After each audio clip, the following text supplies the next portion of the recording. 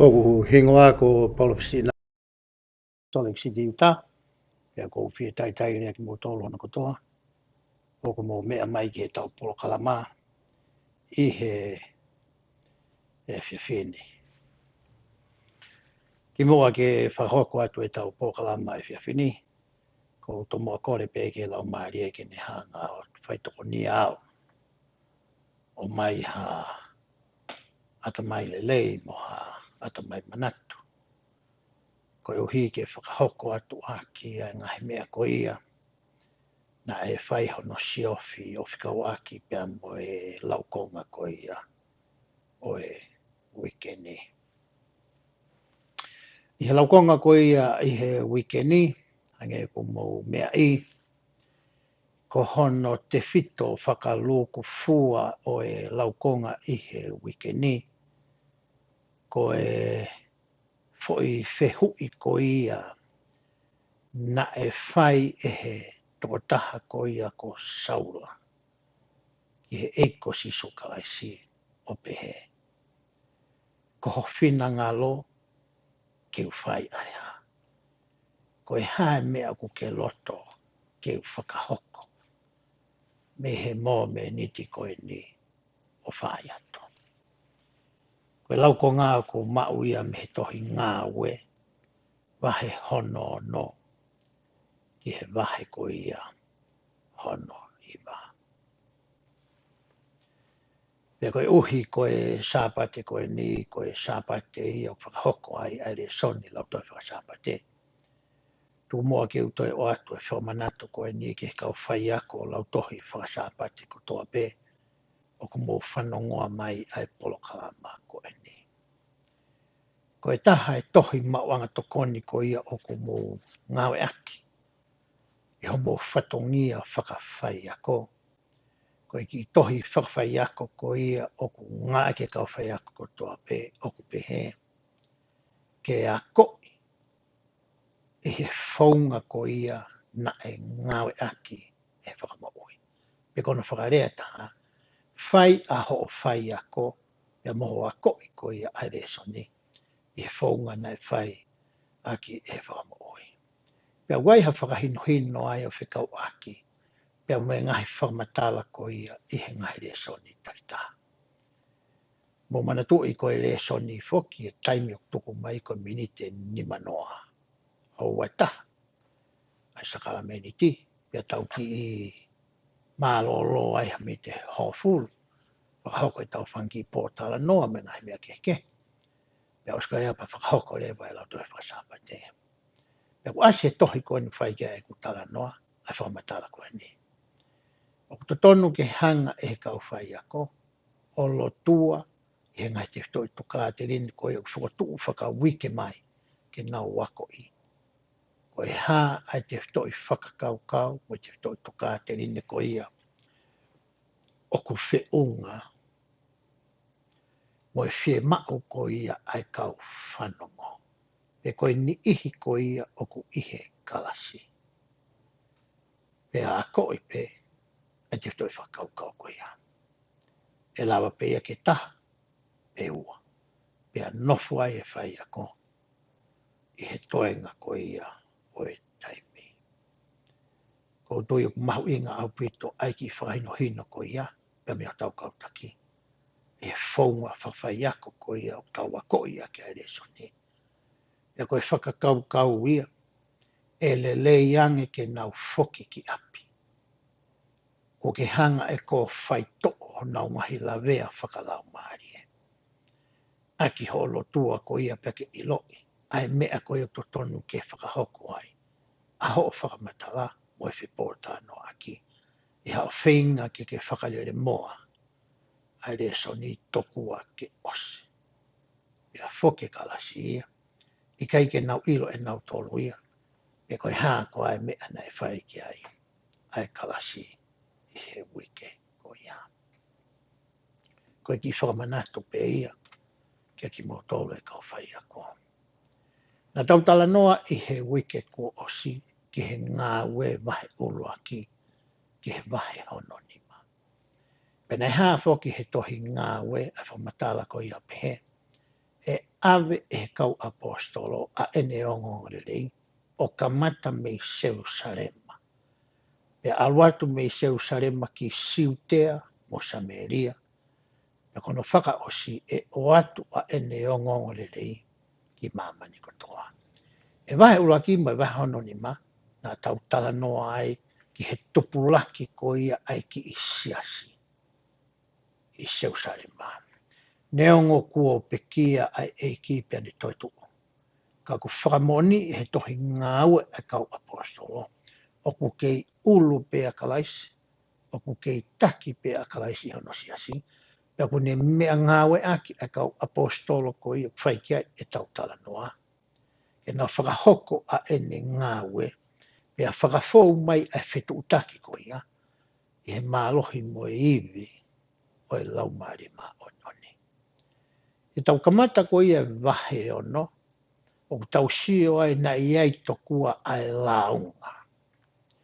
Ko e launga ko e nina e whaia e heki i kāinga lotu ko e kau siu.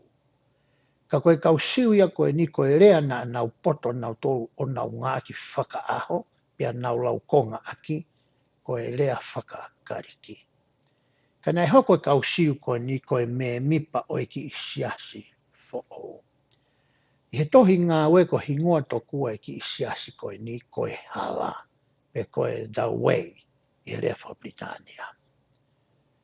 Pia koe launga koe nei o mai, na e o mai ia ki he kau siu ko ia o ku nau poto i he rea whakahepelu, aia na e me mipa ki nau tolo e siasi na nau nofo ko ia i Jerusalema. Hange ko mena tau tānoa ka i ki mua, na e ngawe aki foki e kāinga lotu ko ni pena nau whinga ke ahi ahi. Ke nau mo ui aki ai lao ko ia o e mea taha. Ai wai tala noa na tau situ o me mea neu na kai ke tau lawe tau tō ki ai tau whamatala, ka nā ki tonu ke ilo koe ki ai holau ko ngā. Koe ngahi mea kotoa pē na e whakatau, me ngahi mea kotoa pē na e whai e kāinga lotu, na e o mai e paanga ko ia ki he siasi, kono ngā ke toka ngā ia ki ai kāinga lotu.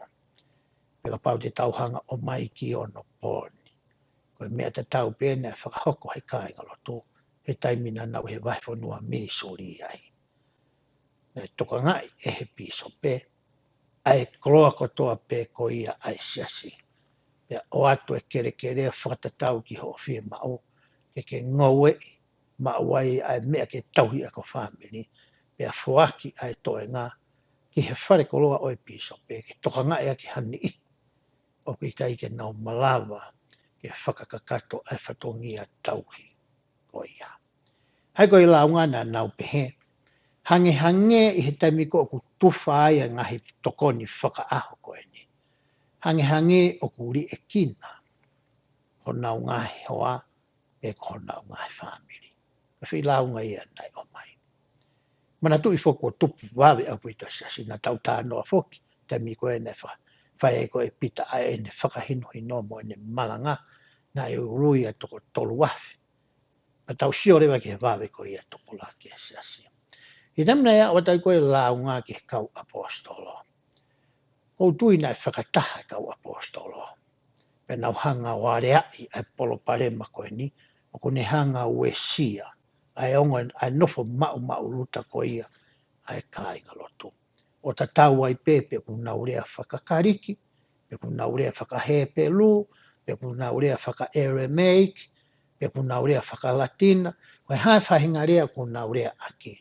Kanei maho inga buto peke uouonga taha, pea whai taha, pea toka ngai ta tau, ai kāinga lotu koe ni.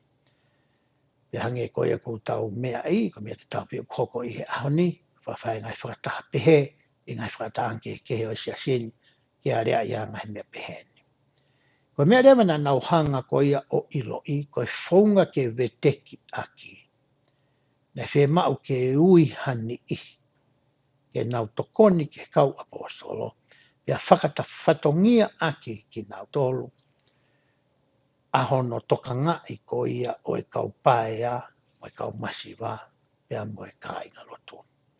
Pena e ui mai rewa e toko fitu, ngahe o nōku nau hangau o mai e hingoa e toko fitu koe ni. Neongo o mai e luke ia ai atala noa i he tohi koe ni te tau tānoa ke hao ni. Ke hango tangata e toko ua. O Steveni pe mo Filipe. Pea koe uiwi e kau tangata koe ni, na kai ke e ui noa ia. Nea ngahi mea na e siofi e kau apostolo. Nea ngahi ulu nganga ia ukfie mao me hata. Tene lama ke ni whai e ngā ua pe koe whatongia koe ni. O hai he tohi koe ia ai ngā ue mahe ono. Ko hataha o ku poto mo ilo ilo. Pai ki tala mai he wholawhola ia pe koe poto whakaata mai. Pe koe poto whaka lau maari. Pe koe ilo ke ngahi whakahino hino ko ia ai eiki. Mai whakatutu o eki seas fo koe ni. Ka koe taha ia ngahi fie mao. Na e siofi koe e kau apostol. Ko hono hoko. Ko hataha aku ne mao ai lau maari mao oni. He tau ilo ko ia he tau wako i he sias koe ni. Tam koe o tau mao ai hiri whakinima, ke mao ai lau maari mao ni. Koe whaunga koe e lata ai, ke hoko ia ko hoto taka wā. Ko te hanga o whengai e te mo ui whakaaho, ke tau mo whiunga. A ke te hanga o tauhi, e ne ngahi whekau, pia whakahoko mai ngahi polokalama ko ia, o kune hanga whakawhi i mai, ai lau maari e kia te mo ui. Hange kono ako whakaaho, o e wholawhola, kono whakahoko ai lotu, koe ofaki he masiwa, pia mai ngahi uni mea ko ia. Koe whaunga ia koe e nofo ia ai, ki ta e lau maari maa oni. Pia ne au mai rea fo i toko fitu koe ni, aia koe whakataipe o i toko fitu koe ni, i ahoni i he siaso sisu klais, koe kau maare ngaki mui ni, koe kau pisope. Koe kau tangata ia ko ui, pia o atu mahango tama tuu hono to o matau mono to he maa.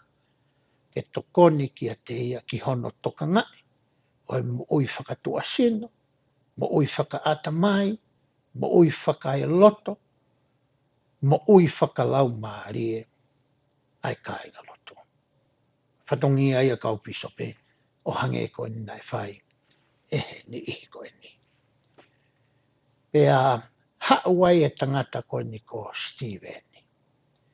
Na hawa Steveni ke he ngahi sina koke ko ia, na e mau whakataha pe mau whai ai ngahi mau anga lotu ko ia, ai ni ihi o e kau siu ko e ni, me ngahi whei tuu kehe.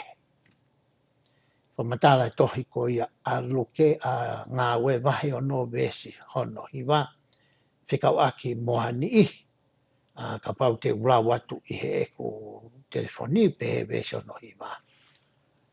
Pea nai tuu ai ni ihi i he whale lotu ki he sina koke. Ai a kui koe whale lotu o e ripa taine. Koe so irea ko ia koe ripa taine i hono whamatala i ko ia i he tohi institute ko ia ki he whakawa fo ou. O ku pehe ia ko hakau siu pea mei Afrika. Mei Afrika koe mtanga maheni kia he ahoni i he mape. Pea hoka te whamatala ko he tohi. Mo e kau sairine e rewa he tohi ko ia institute. Ko e kau sairine ia o ku pehe ia. Koe ni ihia me ki kolo na e pure e kaulo mā na e tuku ia i e sia si pe ko e sia maina. Koe whei tuku ia na e tuku ia ki kolo koe ni. Iai mwe kau Aleksanita. Aleksanitia ka bautonu sio ke ko telefoni. Koe ni ihi koe ni koe kau siu tokua me kolo ia ko Aleksanitia i isipite. So matala ia ai tohi. Koe ni ihi e ni koe na nau lau ngai a Steveni. Pea whakas koe tohi tokua na nau whakakiki mo Steveni. Pea ko hina kai ke nau lava i a Steveni, na nau hanga rewa nau tolo tala ki a Steveni, ki he whakataha le rea ko ia koe Sanhedrin, aia ko ia na ne hanga pure whakao niu ai ngahi mea whakawhonua, me ngahi mea whakalotu ki he kau siu kotoa pe. E vese ono taha o vahe o no pe he ai. Pe ana nau toki whakaloa toi ai kau tangata ke nau pe he. Kua mau whanongo ki he ne rea aki ai rea kovi ki a Mosese pe moe otua. Ko hia tokua ia na tokua ki e he kau tangata ko ni pia tala ki aki ia. Ki he whakataha rea pure ko ia ai kau siu.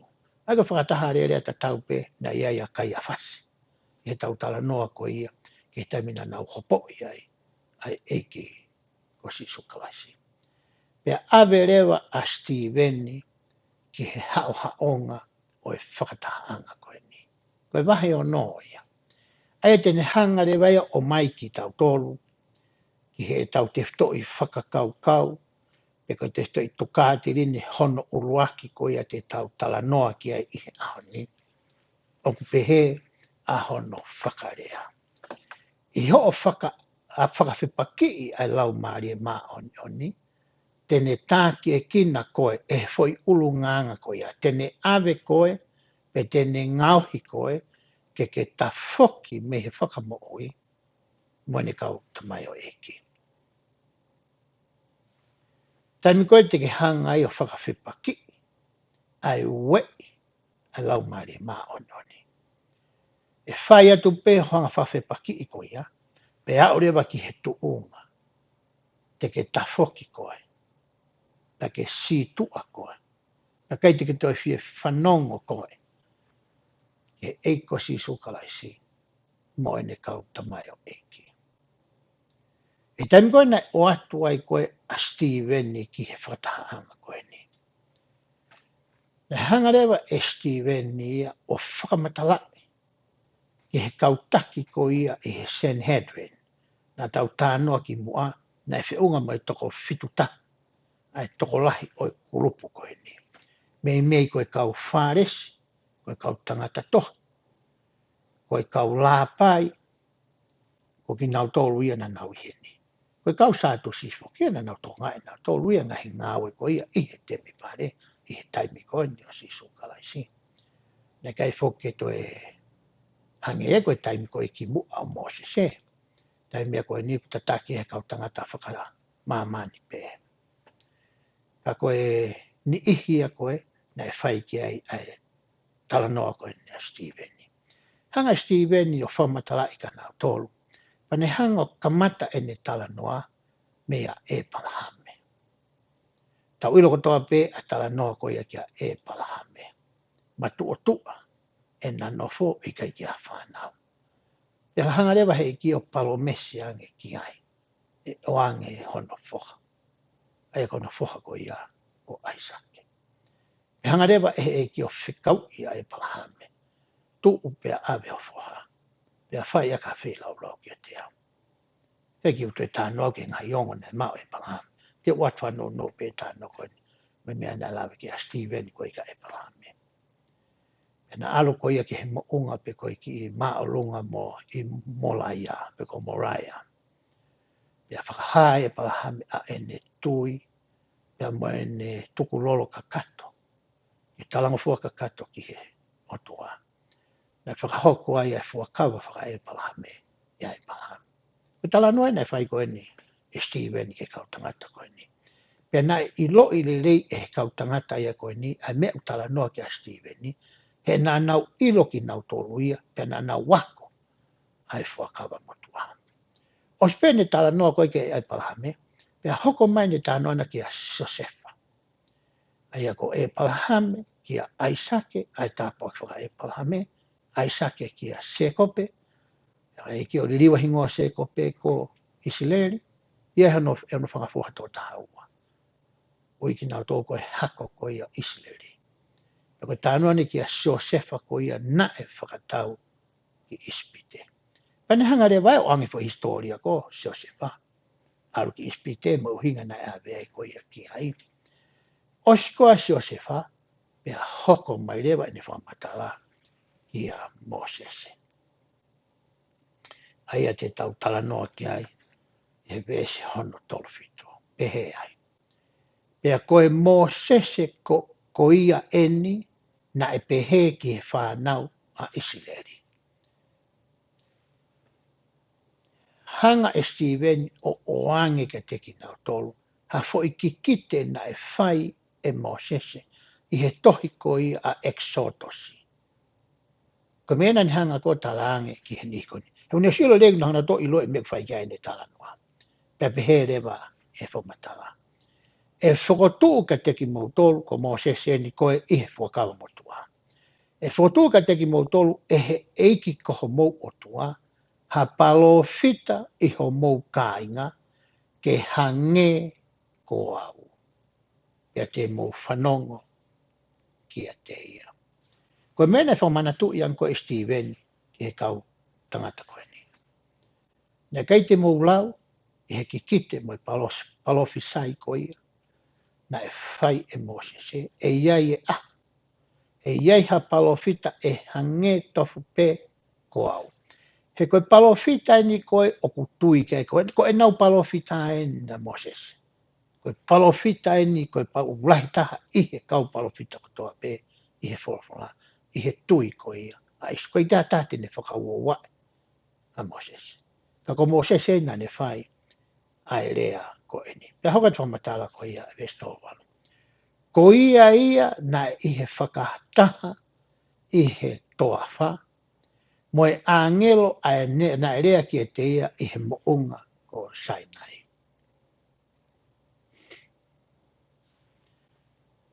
Tanga Stephen ka nau tō. Tan koe nei hawai koe a Isileri mei ispite. Pea nau whanonga mai ki he mounga Sinai. Pea kakahake a Mosese i he mounga Sinai. Ke whai ha whakatau whola ki a Sihova ko ho nau o tua. Pea nei alwa Mosese he aho pea mo e poe whanua. Ka nofoa e lone o tokangai. Ai kau Isileri. I he tafa mounga ko ia o e mounga Sinai. Talange e Stephen ka nau tō. Koe Mosese koe ni koe na ki kite kei a Mosese koe na koe o kumurau ke whakamotua. Koe tamatatau pe ia. Nai aluat koe ho o mou Mosese ki he mounga Sinai ke whetala no aki pe a moia. Pea hoko atu e lau ko ia ai vesi. Pea moe tau ngahi tamai aia na e mau a ngai whekau moui ke tuku ke teki nau tolo. Whakamanatu ianga Stephen ai uhinga na e aluai a Mosese i he mounga Sinai. Moe mea na e oange koe ki a Mosese ke hao moia ki he nau ngahi tamai ko ia, moe nau ngahi kui i he whakamotua. Koe mea na hanga koe e Stephen o whamatalai. Kapo ki haloa e a Stephen i hopo koe ni.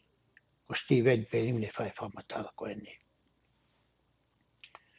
Pea hoko atu e ne whamatala e vesan toliwa. Aia na i kai talango fua ki ai e tau ngai tamai. Pea na e teke i atu ia teki nau tolo. Kake nau loto nau tō ki ai, kake nau whia mau ia nau tolo. Pea nau foki iho nau loto ki ispite. Tang Stephen, ka ue whangeau e nau ngawe pōpula mo nof hopo ate i ispite. Pea alu atu a Mosese o mai ki nau tolo.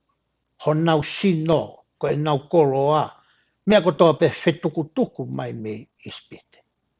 Pea nau a o mai koe ke mounga Sinai. Pea alu atu koe a Mosese o mai whekau. Keke nau tāri he nau tolo. Toi foki ho nau loto nau whaka amu. Pehange mai na mau kei i ispite pe ki mau tolo ia. Keke toi ke he mo tānoa kona tau sio whakamotua ki a lote koe mono ki whamini. Tai mui ne whikau ai he angelo ki nau hola mi sotoma mo komola. Nei mawahe whakasino pe maria lote ka nei kei tuku hono loto ona i sotoma. Mono ngai whakaofofa, mono ngai lelei. Pea toi ki hila ia ki moi. Kai toi kehe ia Moi ka usileri koe ni, nai tala noa ki ai a Steven. Ne o mawahe mai sino, ka ko kei isi pite pe ai loto ia. Pe hoko atu e ne whamatala. O nau pe he kia e lone, ngauhi mo tau tolu hangahi o tua, ke mua ia te tau tolu. He koe mo se seni, a ia nai omi ak tau tolu me whanua ko ispite, oku i kai ke tau ilo pe oku ife ia. Alu whaki aha whanua, moi bo whanua. Whiu na te whasio sio, pepe oku ife ia. Ko hingai e na urea koe nei whai kia e lone. Pes whatahau pehe. Pea na ngauhi ai uhi ki ipulu i he ngai aho ko ia. Pea whee lau ki he tamapua o fia i he ngāwe o nau ni mā. Pea na e ta whoki ai o tua o whakatukutukui a ki nau tolu ke nau lotu ki he aahi ki he aahi mo e mea o e langi o hange ko ia kua tohi i he tohi ai kaupalofita. Ai whare o isileri ke mou tauhi aki au ai manu tāma te i mo whee lau i he tau e whaango whoro i he toa wha. Tangarewa Steven, koe mena e hoko koe i he talanga ta, mo i kai ke whi talanga fua, ko ia e tau whanga kui, mo i tau ngata mai, na e whakahehe i ki nau tolu i he tau e whanua. Hawe mena uta no gene, ilo lehe kau tamai koe ni, ai fo historia koe ia o atu e Steven. Mies whātolu pe io, pia mou to'o hake a wharewhekitaki o Moloke. Koe Moloke koe o tala noa ki ai vees koe ni, na tauraki whanonga ke hingoa Moloke i he tohi a e palahame. He temi koe na hanga o haki koe a e palahame. E ne whangata mai, no whamiri. To kua ke awea ke whee lau ake ki he o tua koe o Moloke. Hapo ke o tua whakahawhia. Ka ase whofura na whee lau akia ai ongo tāu po o. E toko ua. Kia koe Moloke whai ki ai e tau tala noa koe ni. Mo e whetu o mou o tua ko rema whani. Ai ngahi whakatātā na mou ngauhi ke mou lotu ki ai. Pea te whetuku aki mou tolu ki tua Pāpilone. Na tau ilo po ke historia na angai kau Pāpilone o taki pōpula a Isileri. Taki pōpula Isileri e Pāpilone i a Nebukanesa.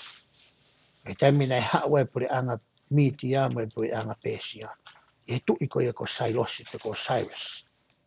Na te whangofua ke foki e ka Isileri ke langa i te mpare ko ia na e langa i Solomone. Taimina nau nofua i ko ia i Pāpilone mo i taimina hoko mai pure anga Midia mo Persia. Koe taimia na ririwai e naurea me le whakahepiru. Kai ke nau te pona to le whakahepiru. Ka naurea ke nau tole rea ko ia whaka Aramaic ko ia. Nā kutara noa ki ai. I ka mataanga i tau whamatala i he ahoni. Hoko ati whamatala e vesi. Nā ihe e tau ngahi tamai ai whare whihikitaki o whakamooni i he toawha. O hange ko e tuutuni o ia na e wholofola ki a Mosese. Ke ne ngauhi o whakatatau ki he whakatātā kone mamata ki ai. Hangarewa Steven o tala noa ki a teki nau tolu. Ai kamataanga ko ia ai whare whihikitaki ko ia pe ko e tā panikare ko ia. Na e whikau e Sihova ki a Mosese pe a whakamamata ia. Ki he whotunga mo e natula mo e sipinga ke ngauhi ki ai whare ko ni. Pe hoko te whamatala. Ai vesi. Ai anai omi e tau ngahi tamai mo so siwa ke whanua o e kakai sentaire. Aki nau tau na e kapus e he otua me ao o e tau ngahi tamai o ao ke he aho o Tevita. Pea nau o mai ai whare whiktaki koe ni e so siwa mo e kāinga lotu ka usilehe nau kolosi ko ia vai tawhi soatani. E wheitu u ko ia o ko amanaki ke maha atu vai tawhi soatani ke taimate. Pea nau kolosi atu ai ke whanua e tala o wha o nau to mua kapa ko ia ai kolo ko seriko. Na nau aluai pea moe tāpani kare koni pe koe whare whekitaki koni utara noa ki ai a Steveni. O nau tauhia o o mai ki he taimi ko ia nai tui ai a Tevita. Pe hoko tane whamata. Aia nai o whiina ia o hingani ki a Tevita. Aia nai o whiina ia i he ao oe o tua. Pea ne hori ke ne ilo hanofo anga moe o tua o sekope. Ta wako whakao mo tua nai whinga Tevita pea ne hori ke langa ha whare ma ai o tua. Ko hui koe palasi koe na e nofo ai, pe nai sio a Tevita ki he palasi, pe mo tuunga koe ki whare whihiki taki, pe koe tāpani kare. Nai hori ai honoloto, ke langa to kua ha whare ma a Sihova. Ka nai whofola siwa hangiu ke mea ai, te ke tokonaki pe, a ngahi mea koe ke whae ke langa, kai te utuku atu ke koe ke langa a hoku whare. Ka na e langa e Solomone, ai whare mo ona. Ka kui kai nofo ai fungani maolunga, i he ngai whare ko ngauhi aki ai ni ma, o hange ko e rea ai palofita. Rak tempare na elanga, tempare ko ia Solomone. Whakaau haia e Nebukanesa, ia ave ngai koloa tempare ko niki Mahapiloni. Toi foki mai, e kau Israeli he tangata ko sel paperi, ke toi langa to kua tempare ko ia o Solomone. Pe te ia koe ke taimi o Sisu Kraisi, na te hanga e helota. Helota koe koe lahi. O langa ai tempare ta tau pe koni, whaike ai tau tala noa. Pai nai talange rewa e Steven, i weki uto e latwe vesko ia. Ka kui kai nofo ai fungani ma o lunga e ngai whare ko ngai ki ai ni ma o hange koe rea e parofita. Pe vese nu whaanga ki he tola, koe ke nau hoko me mipa siasu Sisu Kraisi ka mana ki mini, ke pehe to kua, o kui kai ke totonu, pe mahu inga no langa ngahi tempare koe ni, ni o hange ko whamatala ai ves koe ni. Nai kai ke uhinga pehe whamatala ai Steven. He nai whakahanga pe e he eiki ia, ki a Moses ke langa ai tāpani kare, whakaha ki a Solomon ke langa hono whare hono tempare. Ka uhinga whamatala ia koe a Steveni, o kai ke nofo pe a fio eiki e tempare, e aha kotoa pe o hange ko ia, koe tui a kau siu. Koe wheitu utokua ia o ko nofu ai. Ko hingai whamatala nei whai Stephen. E hoko ate ni whamatala o pehe. O ko pehe e he eiki. Ko ku nofo a, e ko ku nofo a, e ko ku nofo anga ai langi. E ko ku tuunga vae a mamani. Ko e ha ai whare te moulanga mo oko. E ko e ha hoku mālolo anga. I kai na e ngauhi e hoku ni ma, ai ngahi me ani kutoa me. E ka so irea na e ongo ve vela ta. I he kau taula eiki koe ni. Ni mataha pe. Ai kau kia ke kewa. Pea tae kamu ai loto mo teringa. O ku mou teke i mauai pe ai laumari ma ononi. O hange ko mo ngahi tamai. Koe me eia na e whakaosi aki, e whamatala ko ia, ko historia ko ia, na e tala noa ki ai a Steveni. Koe whehu i rewa. Koe hā rewa mea na e whakatau mua ki ai, e whakamatala whakahistoria ko a Steveni. Na hanga Steveni o tala ange ki he ni i ko ni nau hanga koe o tuku aki i ko vi ia. Talo me he kamata anga a historia ko ia o pure anga Israeli mea e palhame wa o mai ki ahon. Mono whakahoko ehe o tua ai ngahi mana. Whakahoko ehe o tua hangahi whekau. Whekau e hongo whuluna anka Moses. Hangahi tuuni. Hangahi mea whakaaho ke nau whai. Ko hinga ko e nau kia ke wā mo e nau roto whewheka. Ke toho ake i mai ho nau ata mai mo nau roto, ki he whei lau whakalelei, e ko e whei lau huhu i ko e whakahoko. e he lami tae i ai hano mei. E he aloko ia o he otua. Pe neongo na e sio ho nau ngahi mata, pe nau whakamoni, pe a whanongo moho nau te ringa. Ke he ngahi le lei ko ia na e whai e he otua maahi nau tōno. Pe hanga he lau maria maono ni o whakamoni ki ho nau roto. A ngahi mea mo oni ko ia na e hoko. Na e kei whakakekewa pe ho nau kia. Na e te kei peke mo lu ho nau roto. Pe whakaawa ho nau te ringa. Pe lava ke tukuange pe whakawhei a lau maria maoni. Ke whakamooni i ki ho nau lau mai, mo nau atamai mo nau roto. Oku mo ui ai otua. Pea mai ngahi ngawe le lei, me ngahi tāpua ke kone te waki. E ne hanga tāpua ki ngāki i tau tolu. Nā makatuunga more ai ngahi whainga maarie ko ia. Me taimi ko ia, na nau whakawhepaki i ai. Ai ongo ko ia na o atu. Pea me he lau maarie. Te o atu haki whakatā e ua.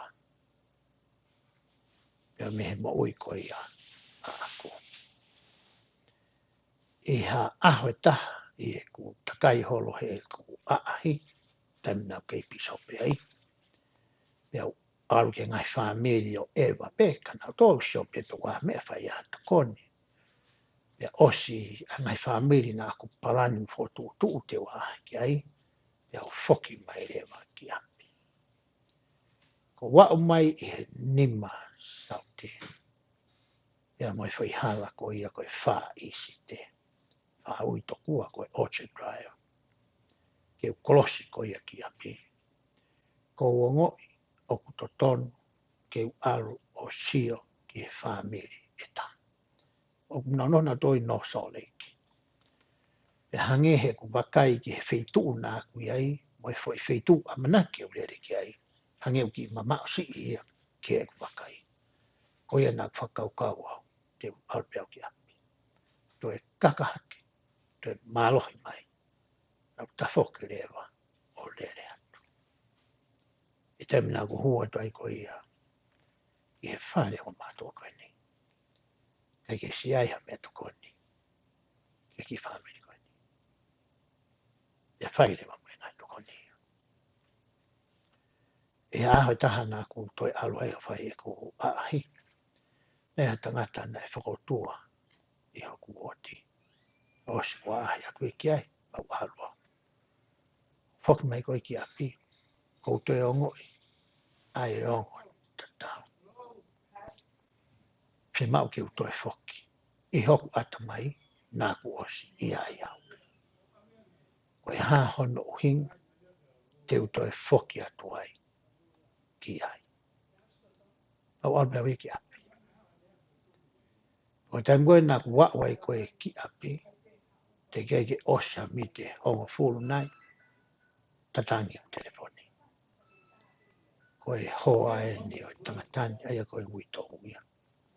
E whahama e te apsope, koe ni ko hiki atu. Ai tangatani, ko hola e hoa. E utautu ko ia nā ku ongo i e tau te alahi, a hoku loto. He kapau nā ku whoki atu ki ai. Ne mau atu pehe au ia. O kima o e tangata koe. Nā nea mea nea si tokanga ki ai. Kapau nā whakao ngongo ki he hoe e lau maani. Ke whakaha mai ki a te au. Kau ki hono ki i whamiri. E kune ilo i manake ni alu ke tapa ke taha vehiti. Ko hawa i whakatata e ua ko atau me he maui a ako. O kau ki he ola le lei ko ia. Ai taime ko te whakawhanongo ai. Ki he wei ko ia. Ai lau maani. Mo e taimi o ku ke hangai o whakawhepaki. Pe te whatae o ngai. Ia wha au hinga pe. Ia wha inga hinga pe. Peu ke wha piko piko. Peu ke pepe ko ia taimi hawa. Kaka taimi le nia ke te au. Wai mea ke he ko whima au ke whahoko. Wai mea ute mahu ingaan ke te au. Pea makatuunga he aku pehe e awia, ke ua te whakawhanongo au, ke we ko ia e lau maari e, ai au whai mai koe ki a koe. Koe whihu ia koe upotonu ke whotu at koe ke teki mautonu i he ahoni. O ku mahu inga ki hange koe rea na whai Steven i he wes koe na tau whakaosi aki. Ke ua neha taimu tau hanga o te ke i ai. E lau maari e me te tau tolu. Koe uhi, koe kai ke molu ho tau roto, o kai ke whanongo ho tau te ringa, pea aho tau mata ke tau hanga whakatokanga, a ngahi le lei whau, kua whakahoko ehe o tua, he tau ngahi mo ui takita. He kai ngā pēse hunuaki ngā ralafu. Tau wako mua i he ahoni, ke tau hanga i loi ai whaunga o kurea mai aki ai, a lau mare ki a koe pēa mua. He kui kai tene rea mai ia i hare o la, o kui kai ke kaila mai ia ki a koe pēa mua. Ka aku whana mai ia i he wheitu ke he eua.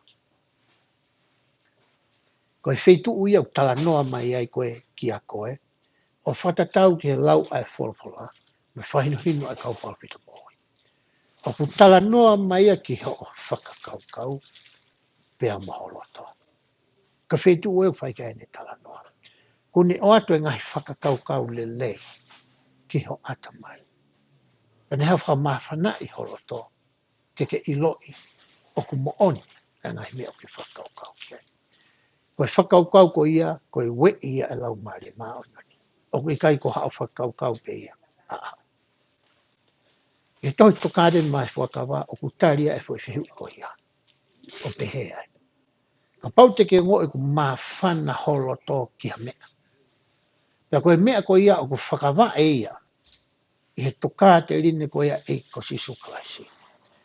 Koe whakamonia kia te koe mea ku ke ongo i, koe we ia, ai lau maare maa onani. Koe mea ia to tonu koe ke whakahoko. Koe mea to tonu ke whakawawe koe ki ai o whai. Pea ka paure o ke ngoi u whie mo hea ho o whakakaukau. Pea kai maafana ki ai holoto. Tā o ku i kai koe whina ngalo ia o otua. Koe whakakaukau pe ia ai tangata. Koe ki whamatala no ia o ko o atu. O whikau aki mai konga uraki ko ia o e tau resoni. Pe koe te whitoi whakaukau uruaki.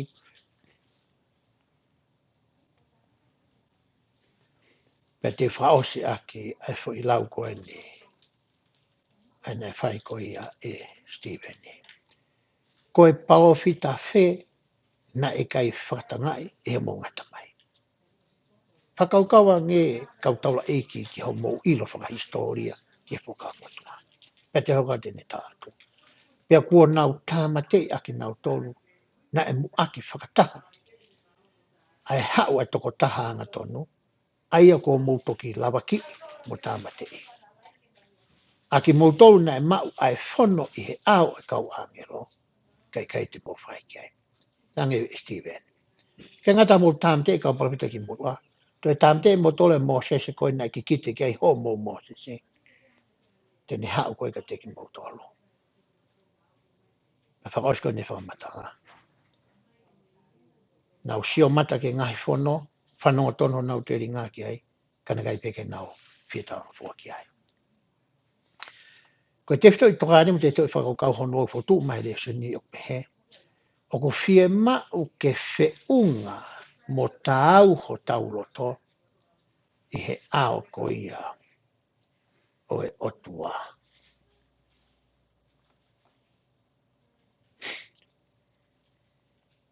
Koe whehu ia koe pia mo e te whakaukau o mai e te whito i whakaukau ko ia hono wā.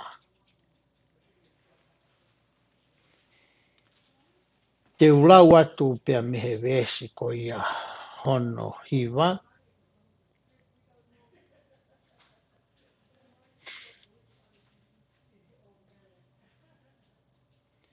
Ai aku haani he tohi ngā we wahe walu. Tau ilo i foki i whakaosko i tala noa koe ka Steve ni taimi koe na nauhanga tolo makai ia.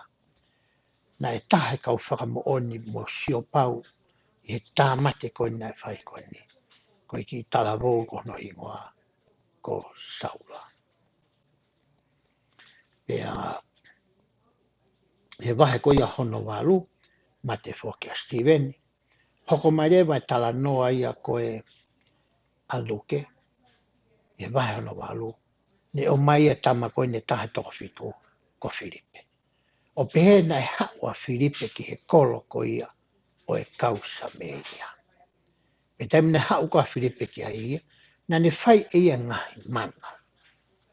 Pea te ulawa pe ke uhanga o lawa tu hani i, o e ngahi mana ko ia na ane whai lolo tonga ko e na i Samaria. He kai ki uto e tala no au ke historia e kau Samaria. O silo kotoa ia ki tau tolu. E kau Samaria foki na nau mari nau tolu ia ki tua. Pea nei kana e siolalo ai kau Israeli o pehe ko kau hawhekasi. Israeli to kua e kau Samaria.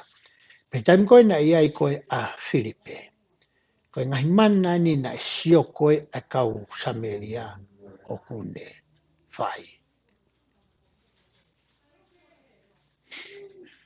Wesi hono fitu o e wahe walu pehe ai. He na e hau ki tua ai kau lau mare uri me he tola na nau uru sino ai. O nau tangi leola. Pea na e whakamo ui ai tola na e pukea i he mahaki tete. Pea mo e kau pipiki. Te ukola ki utaati pe ki whewa na utaati nei kau toi ki wakaengi ki longoa ako ni whai ko ni ka tau toki hoko atu.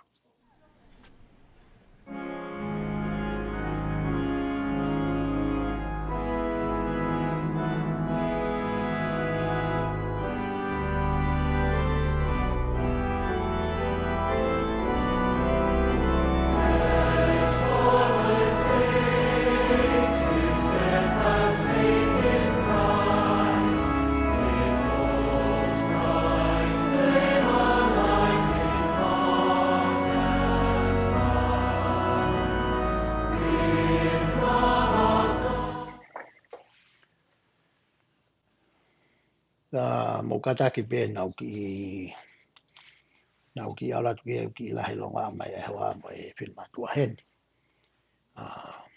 Kai hoko atu e tau whamatala. He tempo ne hawa e koa Filipe ko ia ki Samaria.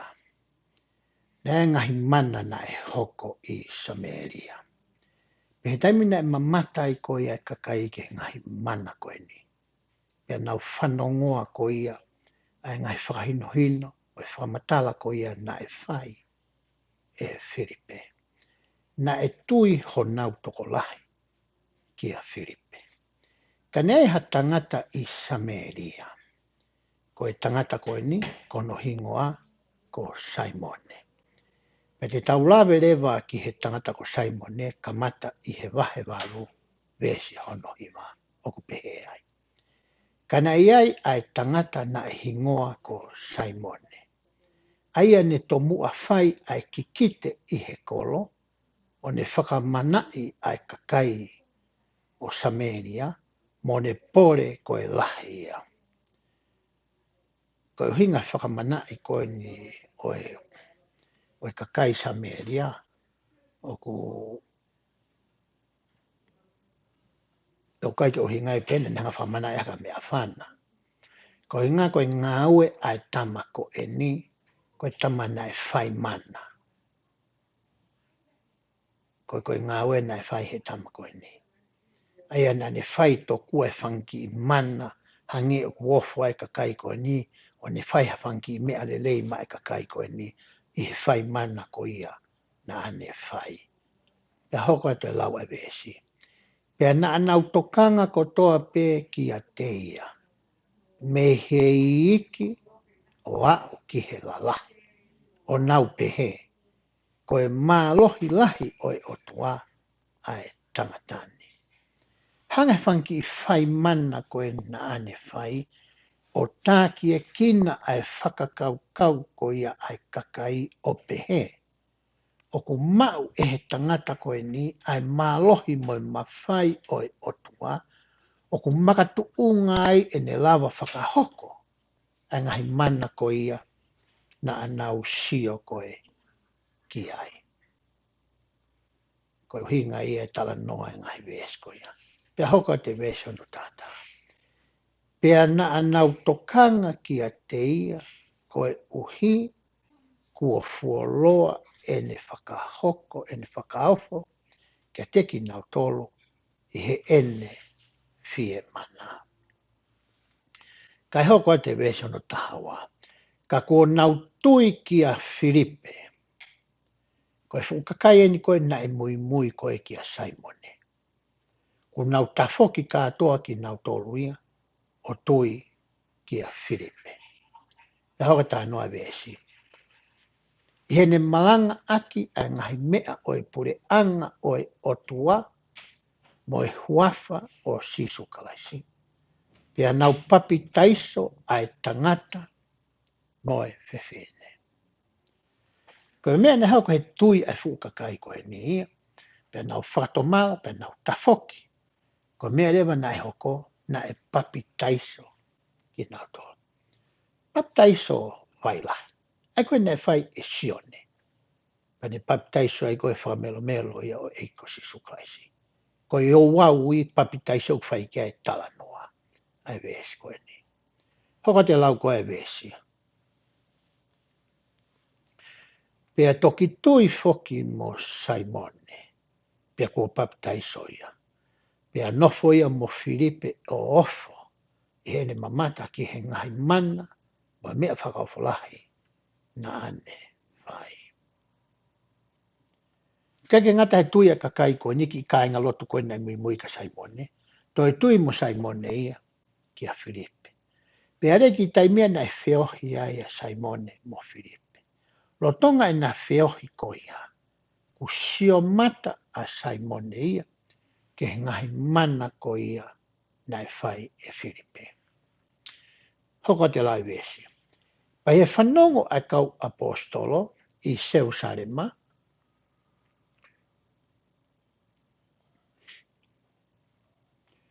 Ko tari e Samaria folofola ai otua. Na nau whikau a pita mosione ke teki nau tō.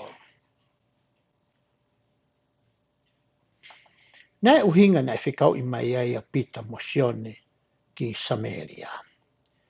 He lau ko ia ai tohi institute o ku pehe ai. I hono whakakato ko ia e Filipe a hono ngahi whatongia, nai kai ke ngata i hene malanga, ka ne whai papi taiso, na ne hanga kapusi mo ngahi lau maari e uri, pa ne hanga rea whai mo ngahi manake. O ku ngari i hene ngahi tala no tau sio ki ai, e ngai koe nai whai e Filipe, na ne mau ai mālohi ko ia o e pure tapu whaka e lone. I ene pēna ne mau ai to tonu mo mawhai ke whai papi taiso. Ka ne kai te ne mau e ia ai mawhai ke whaki ko ia ai lau maarie ma on oni.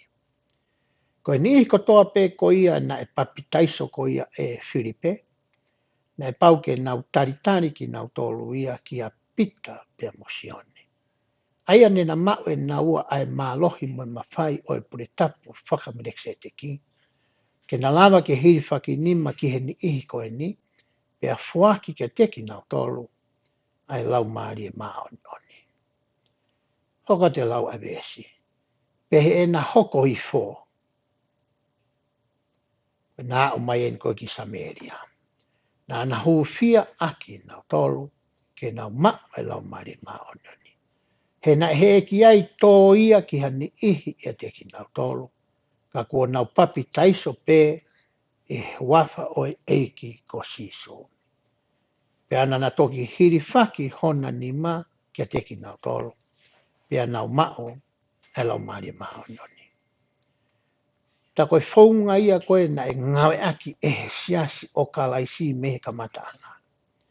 hiri ai papitaiso, ko e whaunga ke mau aki ai lau maari maa oni oni, pia mo e totonu ko ia ke hoko e lau maari maa oni ni koho takaua, ua pau ke ia e kau tangata unau mau ai mawhai whakamlekse te ki. Hiri ho nau ni maa ki ho ulu, pia whakahoko ai o wau ko ia. Hoka te lau ai vesi.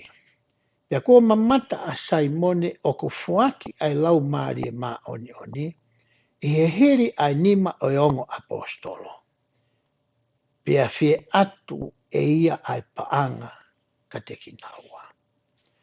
Ko mea koe na sio ki ai a Saimone ia. O si papi whaka Saimone ia ki he ki siasi. Whaka amua Saimone ia, ke ne mau ai whahinga mālohi mo e mawhai ko ia, o ku mau e pita mo sione. Na e amanaki e Saimone ia, ko e mawhai ko e ni, e lava pe ke whakatau aki ha paanga. He koe mea ne anga maheni ki ai e tangata ko e ni. Koe mea ko toa pe ku te whia maa, pau ke whakatau ai mea ko ia. Mana tiu te kai ke matua tua whi unga ai ilo ia a Saimone. O whikau aki mo e whaunga, o ku mau aki ai eha tangata. Ai mawhai whakaotua ko ia. Pea hoko atu e lau vesi, one pehe. Fuaki mai foki kia te au ai malo hene. Koe uhi, ke ilonga ai a te uhiri ki ai hoku ni ma, ke mau e ia ai lau maari maa oni. Koe ke utui nai whenga a Saimone ke ne mau e malo ko ni, ke kumi paanga aki, ke kumi aki hano ongo ongo. Ko utui na ane whaka a naua pe e ia ke ne mau. Hange e koia koe tau nofo i hao ni, o wai foke pure tapu e ua, hange pe koe u tau tā noa ki he taimini. Pure tapu whaka ero ne, kua hano ngahi lakang. Pure tapu whakamleksi te ki, kua he mono ngahi lakanga. Ka koe whatongia ngā ue e onga pure tapu koe ni, o kuna keke. Pure tapu whaka ero ne, ki ngahi mea whakatua sino, o e siaso sisu klais, o e kaumane ngā ki muini. Koe pure tapu whakamleksi te ki ia, ki hono toka ngai, o e ngahi mea whakalau maari.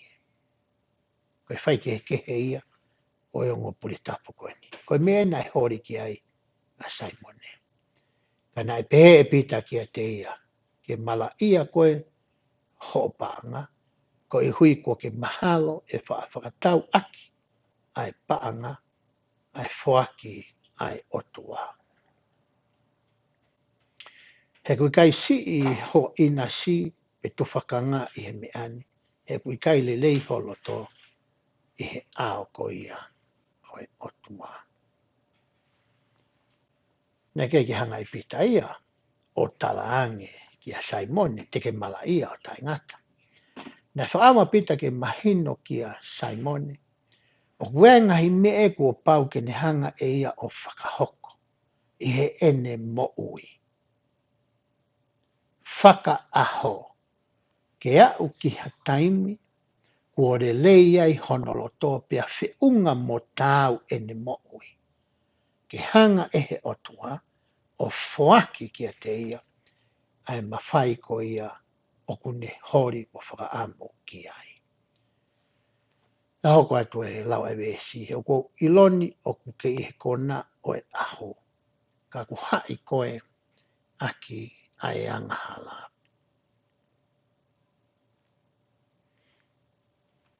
Koe whamatala koe ni whai koe ni e pita ki a Saimone. E tāngi pita, ko uiloi ku ke tui koe ke Jesus Christ, ki whamaoni ki ai. O te kei ke au a ho mo ui ki he tuunga te ke ului ai ki a Christ. Ko e rea e nia e au sia o whai e pita. He na e ai a pita he tuunga tatau ki moa. Na ne whawhisi ngai tua tolu a e ki. Ko hingane te kei ke ririu, pa toki toa e rea e ki. O kake katoa e ririu. Ko hingane pa ke tokoni ki o kainga. Pa te ulanga hoku sia i he makani. O matala ene whai e ki. Koe talange iki e pita koe ni kia sa. Pea reanga Saimone no pehe. Mo hofia au ki he eiki. Ke oua nā tō kia te au hamea e ta. E ngahi mea. Kua mo rea aki.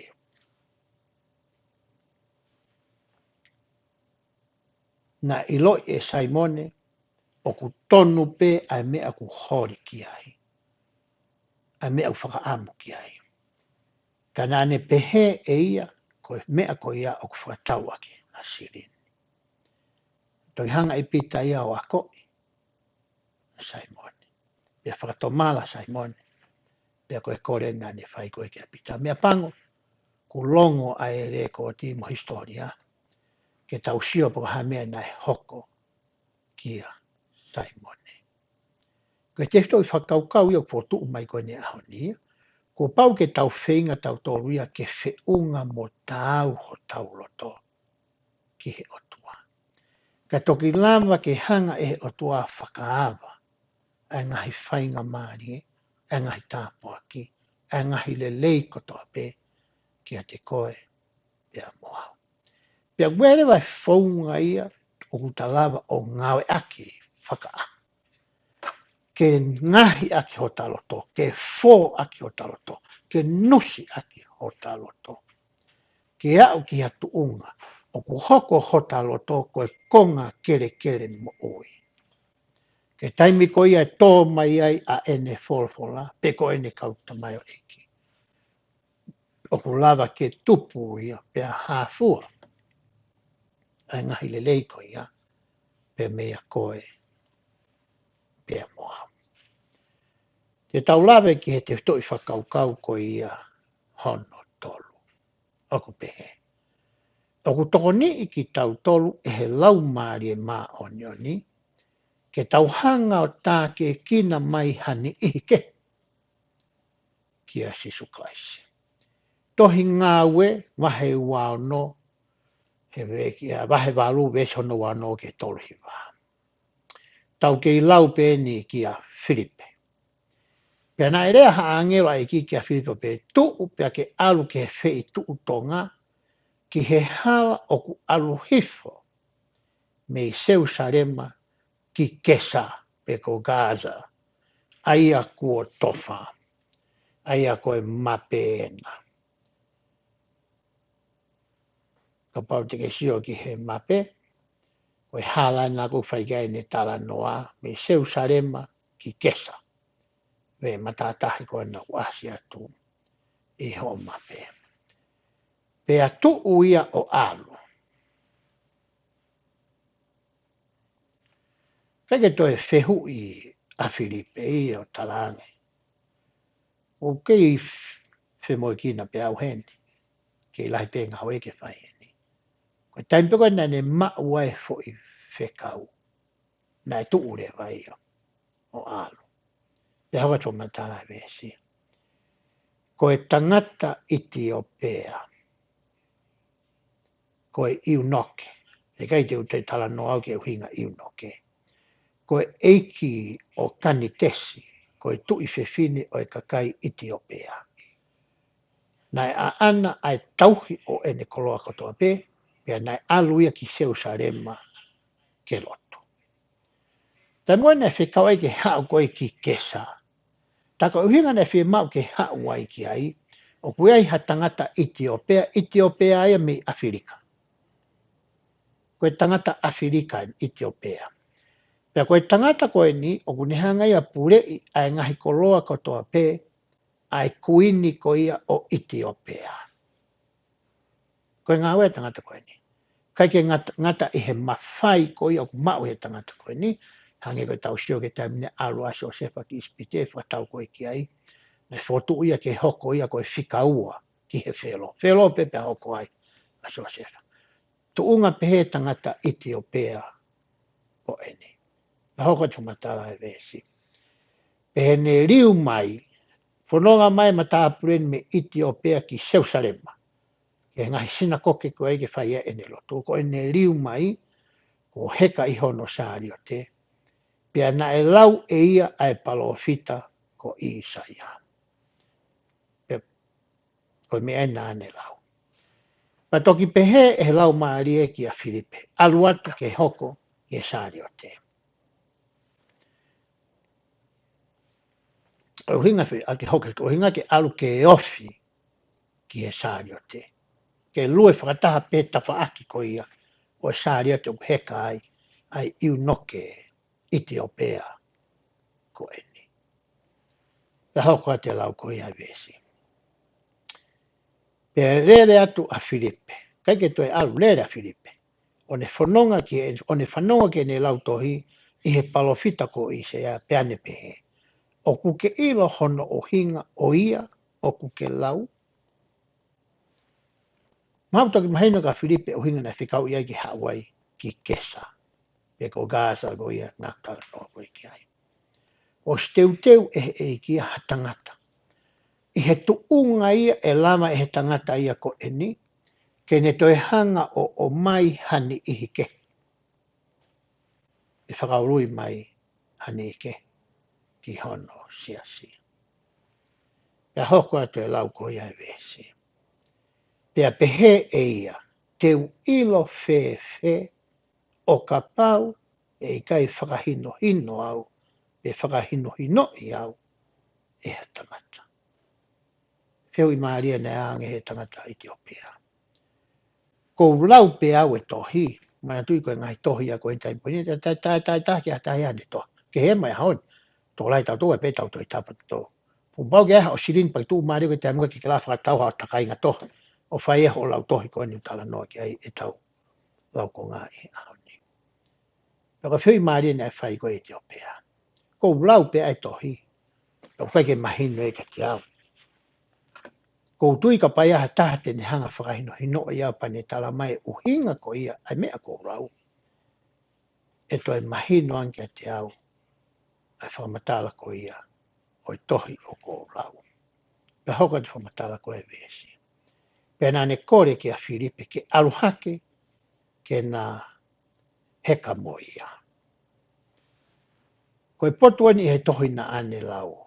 Na e tatakia o hange ko e sipi ke tāmatei. E hange ko e lami, o kunoa, e he ao e tangata kosi. Pe he na i kai mawhaa, a hono whafunga. I he ene mo'ula loa, na ne whakamalohi ia, pe ko hai te ne whakaha, hono tupunga. He na e ave ene mo'ui, i mamani. Na e lau e he iuno ke, a tohi Isaia, wahe hono ni matolo. O ki kite ia Isaia. O whikau aki pia moe eiki. Ko si sukalaisi. E he ngai whainga taa tene whipaki mo ia. Ki mua, pa ne whaki ene mo'ui. Pia mohono tātaa. Ke ne hanga whakatau aki koe. Pia moha. O Isaia wahe ni matolo, ne lau wahe tangata koe ni. Pia hauka te lau avesi.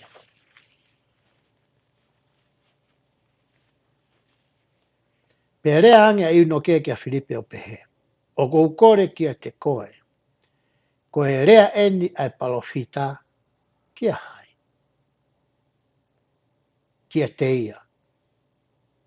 Pehe ino ko inga rea pawhita koe ni ki ai, ko inga pe tala noa a Isaia e ki ai, pe ki hatangata ke. Pea mawha ai nguto o Filipe, tapuang mai tau whita noa ki, o ne kamata i he tohi ko ia, o malanga aki a siso kia te ia. Pea na whanonga i he hala, na hoko ki Hawaii. Pehe hi uno ke wakai, koe vai, koe ha o ku taofi, ke oua na aku papitai so. Pea pehe Filipe, o ku lelei, o ka pau o ku ke tui aki holo tōko toa. Pea ne rea ango pehe. O ku tui ko sisu kalaisi, koe alo ia oe otua. Pea ko whikau e ia ke tuu ai sāri o te.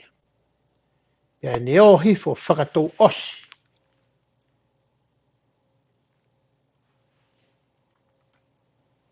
Ki he vai, a Filipe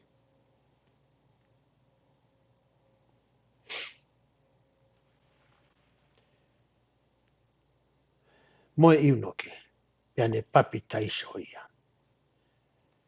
Pea ko nao hake mehe vai, pea ave a Filipe he lau mario eki, pea nei kai toi mamata iunoke kia te ia, pea whanonga ia I hono hala kua fia. Taim koe ne hanga ai koe, e foi fehu I koe nei whai he iunoke a ene fia ilo. Koe matapā ia mo e whainga maari, ke a ko I ai e Filipe ai tangata koe ni, o whekau aki pia mo Sisu Klaisi. E he tui ai tangata, mo ne whakamo o ni ko Sisu Klaisi koe alo ia o iotua, nā ne loto fie maari e ai, ke papi taiso ia ki he siasi.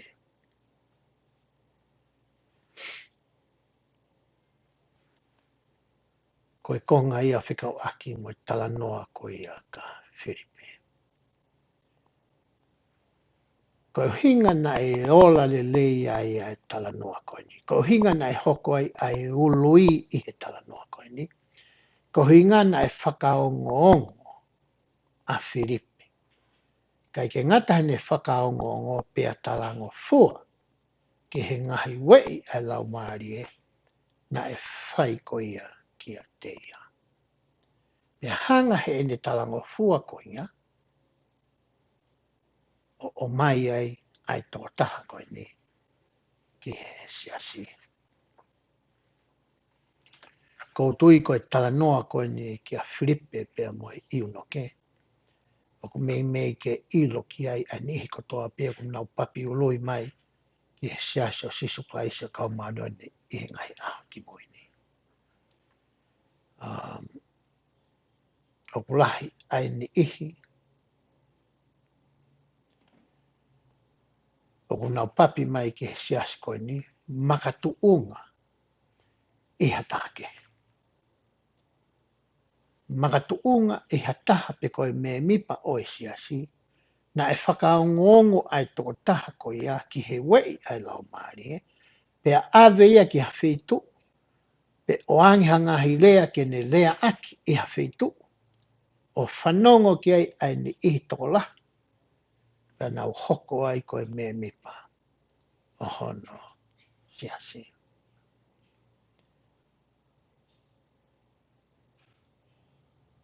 Taha ngai whiu I te taulawa ke whakaukau ki he tauta noa ki he konga koe ni.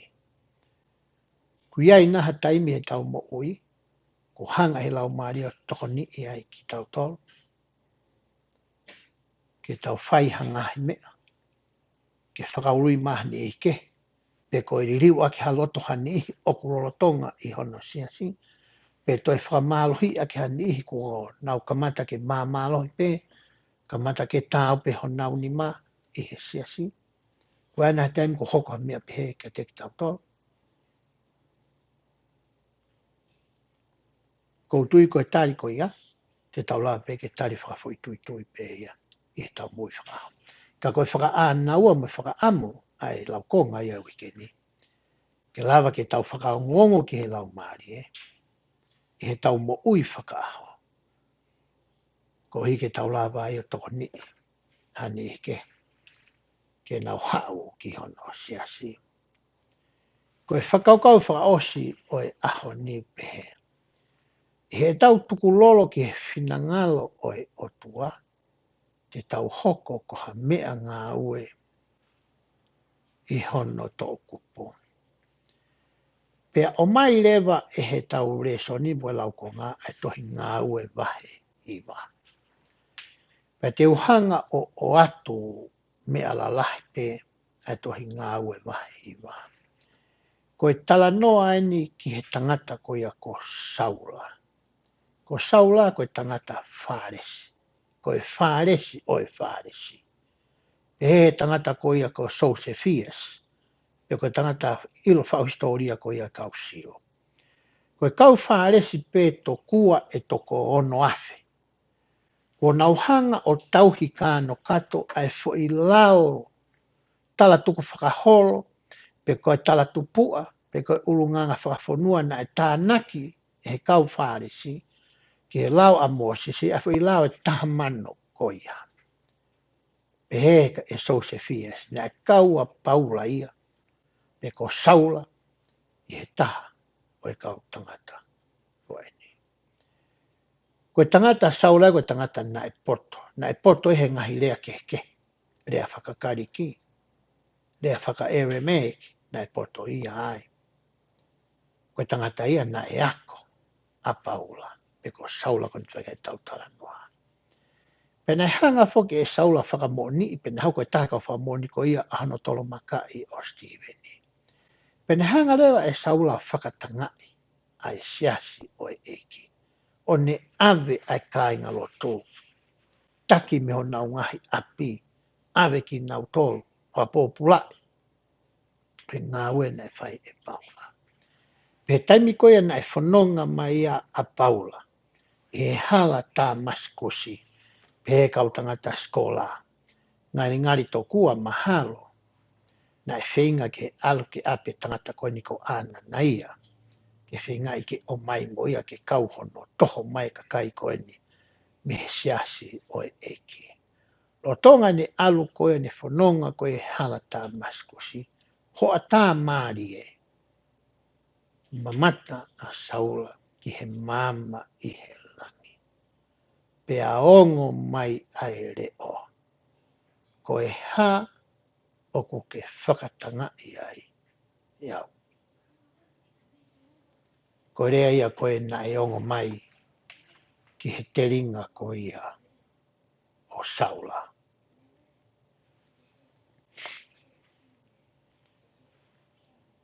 Pe a ta ulo katoa tau tō ria fu i tala noa koe ni.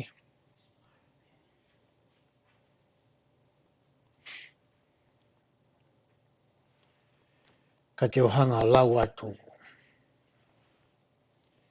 ai ki fu i vesi ko ia na e whanonga a saula ki he reo. Vesi hono whā o wahare e hiwa. Pe a tō ia ke ke reo ne whanongo ki he reo na e pē mai ki a te ia. E saula. Ko e ha o ko ke whakatanga i ai. Iau. Pea ne pehe, eiki, ko hai koe. Ko tari ane whai koe saula. Pea pehe mai e he eiki. Ko au si su o ko ke whakatanga i. Ko e mea whai ngā taa ho a kahi a mea masila. Ko mea masila kong tā noa ke e vesi hono ni ma. Ko mea nei ngā ke kautanga ta whāma, ke taimi kōku nau palau e kong ke mea nau hanga hokai aki, ai pulu, ke laka ke vawe. Ko ki mea masila mua, ko hinga ia koe whiria. Pea tete ia mo ofola, o ne pehe. Eiki, ko whina ngalo, ke whai. Mahino pe koe ka saula, ko sisu klaisia ni whakatau whola ko ia ki ai. Ko rea e nāne whai. Eiki, ko whina ngalo. Ko e hāpe mea upo ke loto ki ai. Ko e hāpe mea te kital mai, ko mea e te whai. Pē ki a te ia tu, o alu ki e kolo. Pē whakahā ke te koe aia, o kuto tonu, ke whai. Pea alu rewa saula pea kuia e aho i tonu. Pea hao rewa whekau ki a ana naia. Whekau ange tu, pea ke alu ki he api koe o kuiai a saula. Kono i ngā kuni kui. Pea te ke hanga whaka aki hono mana. Nā te whakawhihu ia e ana nea. Koe ke talangata a ia. Whima pea negi te whakamahino. Koe saula pe ne tama koe nā ne hanga whakatanga i koe ia ai kāinga lotu hosiasi. Koe saula ta tau peo ke uhinga ki ai. Pea alu rewa ana na ia o whakamo ui ai mata koe ia saula. Nai pehe Thomas S. Monson koe taha ia kaupalo white sias koe ni. pā mai no me tala noa koe ni, na kei ki hanga e ki o wi ai taha ko ia na e hoko, ko e whai whekau i loa ta, i he ne kau apostolo, me he kāinga lotu koe ano ki siasi. Na ne hanga ia to'o mai e tangata koe ni, me he kau tangata na nau hanga whawhi paki, a hono siasi. E taim koe na hiri whaki ai ana na ia hono ni ma, ki he ulu ko ia o saula, na e toki whakaaki a hono whaponga. Pea hoko ai a saula, ai ana i wiko paula. Ko e taha ia kau whaiwhi kau, pe kau apostolo na ni hanga o ave, ai ongo rei, ke ngai tawha aki ke o e mamani motua ko ia, na na wanga maheni ki ai e konga ko ni whai ki ai, e tau tala noa. Ka koe whairea koe na ane whai, ko e hape o whina ngalo, ko mea ia te whai. Ko e whakailonga ia o hatangata, pe ko ha whiwhine, o ku tuku lolo ka kato, ki he otua. O ku hinga o koe ki toi whai a holoto, pe ko hoku loto. Tuku ia ki he tawha aki. Ko mea pe koe u ta viritaki taua mo ta whai whenga ki ai, ke ta whakahoko pe ai whina ngalo atua. Ai aku mau ia mei whe. E ngai wholofola ko ia u ta wako whaka aho. O ku mau ia i he rea ai kau palopita mo ui o e ahoni. Whakamahe ni i ki tau tōru. Pea mo ene wholofola. Ke tauhanga i lo i ai ahono whina ngalo. Mo ene whaka amu ko ia ki a koe pea moa. Mo e mea ku ne hori mai ke ta whai. Me taimi te ta mahi no ia e ngahi mea ko ia. O utahanga rea whaka mu o mu ai eiki. Mo ene ngahi mea ko toa pe. I he eta mo ui. Ko e whaunga ia te ta whakahai ki he otua. O ku ta tuku lolo kakato. O hangi e koe na tau lawe ki he taimi ko ia. Nā ne kā te kina e ngahi whainga taa mo e ngahi ahi mo e ngahi mamahi mo e ngahi whelanga ki ko ia. Me he ngoue ko ketsi mani o au ki he maunga ko ia i kāre wale. Ne ongo nā ne maua e mā lohi whakaotua. Ke ne hanga tauwhi e ngahi mamahi ko ni. Ne ongo nā ne tautapa ki he ne tamai. E whaalawa nai ke to'o atu a ipu mahini. Ka mea te hau. Ka ne ongo ia. Hua mo te ke whai hoku loto. Kai whakahoko peho whina ngalo mā onipoti. Koe tuku lolo ia na e whai ehe eiki pe koe alo o tua ki he ene tamai. Koe whahinga tuku lolo ta tau uku ne eke me a koe pia moau i auni. Ke whakamu o mua ia i he eta mo ui. Pata taimi te pilei ai mea kotoa pe. Ho ta whamiri ko ta ngai paanga mo e ngahi mea mo ui. Taimi te pile ia. Tukua kalaiske hoko ia koe epicenta ia o eta mo ui. A kalaisi. Koe whaunga e te talawa ai ke tuku hotalo to. Kai whai peho no whina ngalo. E kainga i pēse honu aki nā lala whong. E ahoni utawarea e ngai te whito i toka tene la lahi e wha. E lava ke toko ni i ai e tau mo ui. Ke nofo ia lau maaria ia te ki tau tolu. O neha taimi te tau hanga whakawhepaki i ai. Pe te tau tae whie whanongo ai. Pe te tau ongo ngata ai. Ki he ene wei. He koe taimi pe koe te tau ongo ngata ai. E aore ki he tuunga o kai ke tau te ilo e tau tolu ia. Ai taimi o kurea mai ai. Pe o kurea mai pe kai. Pe te tau whakalere pe tataki pe tau mo i o whakatatau pe. Ke tau whakakau kau mo tau poto. taim koe te tau whakaongongo ai o kai ke tau whawhepaki e lau maria.